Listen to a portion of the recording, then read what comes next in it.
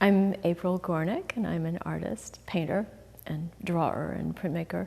I've been described as a landscape painter, and I think that that's fair, but I certainly think of the work as being more complicated.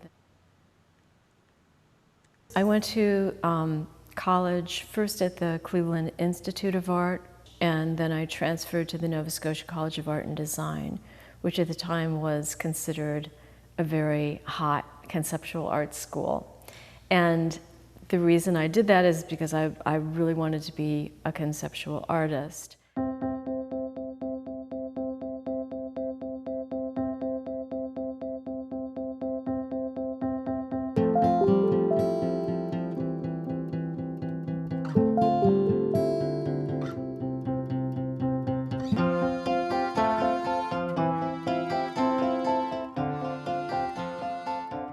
One day, I made this flat object, stepped away from it, and not only was it a painting, but it was a landscape painting, essentially.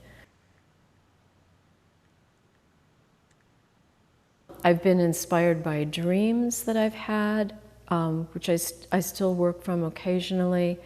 I've seen things outside, I've snapped photographs, but typically the process for me has to do with a kind of an active recognition of something being familiar to me. So then the process then becomes about how to evoke that on a canvas. And typically I use Photoshop now, and I do quite a bit of alterations on an image, even if I'm working with a photograph. The painting behind me that I just started is a compilation of a couple of different photographs, and then a lot of work in Photoshop that involve perspectival changes and adding and subtracting details, and I just roughly will cobble together an image using that as a great sketch tool.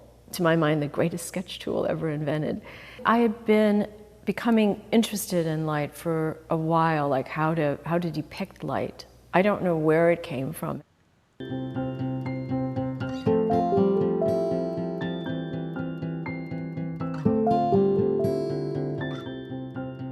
Anyway, when I think about light, I also think about brevity, and I've always thought about it that way. You know, the brevity of light, like the transience. You know, paintings have this uncanny ability to hold all the things that an artist thinks about and experiences and the changes of mind and all the things that you go through when you're making a painting. That painting holds that. So if you can get that plus light, you've got something.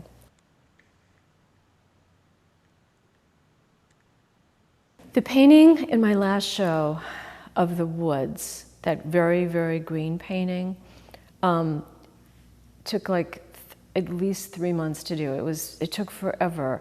And it's a combination and a compilation of several different photographs that I'd taken of the woods outside my house, but then I collage them together and I make little paths and openings and I remove leaves and I add, and then even in the process of the painting itself, I added trunks, I took out things, I changed the color a million different times.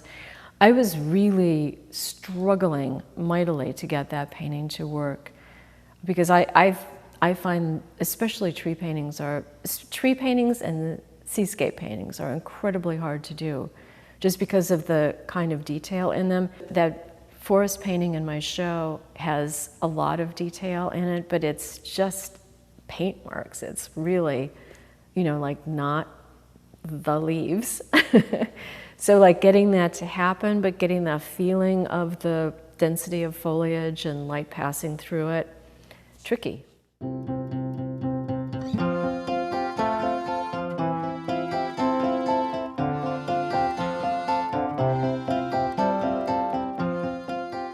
When I'm doing a seascape painting, like Light After the Storm, I'm trying to gather an incredibly unruly force of nature together, the ocean, and give it a certain kind of form. I want to get the weight of the surface of the ocean, or the weight that the surface of the ocean implies, that kind of massive roil of water. But I also want to get the way that the waves are breaking it up. They're putting it together and breaking it up at the same time. So that the tension and release, the kind of fundamental tension and release in an image like that, is something that's been so much a part of my work. And then I did a winter painting also in the last show, which was a really strange painting, but to me is what winter is about. You know, when I start to paint a painting, it's usually because it feels necessary to me for some reason. Like I think, I have to paint this. You know, this is something that's absolutely necessary. That winter painting felt like that. I think about beauty all the time. I love beautiful things. I don't think of beauty as being a simple thing, and I don't think of it as being a pretty thing. I think of beauty as being a thing with gravity and a thing with disturbance. I don't think of beauty as being loveliness per se. I think of beauty in terms of a fundamental light and dark complexity, and as I talked about light before as being transient, I think about beauty as being something that can be snatched away. It's like incredibly finite. The book is representative of work that I've done since 1984. The charcoal drawings are a whole different activity and set of possibilities than the paintings. For one thing, paper gives you light. And with the charcoal drawings, I'll start with a harder, grayer charcoal, and then I'll work up to black, typically.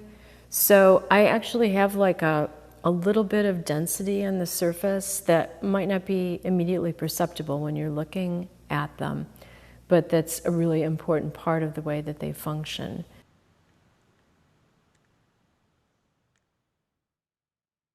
You can kind of trust your psyche to make art out of the healthy place, the healthiest place that is you. Even if it's pulling really disturbed images out, that act is a healthy act, that expressive act is a healthy act. And I just think there's nothing that has the same effect in society as art does. And culture. It really is one of the most importantly humanizing things that we have at our disposal.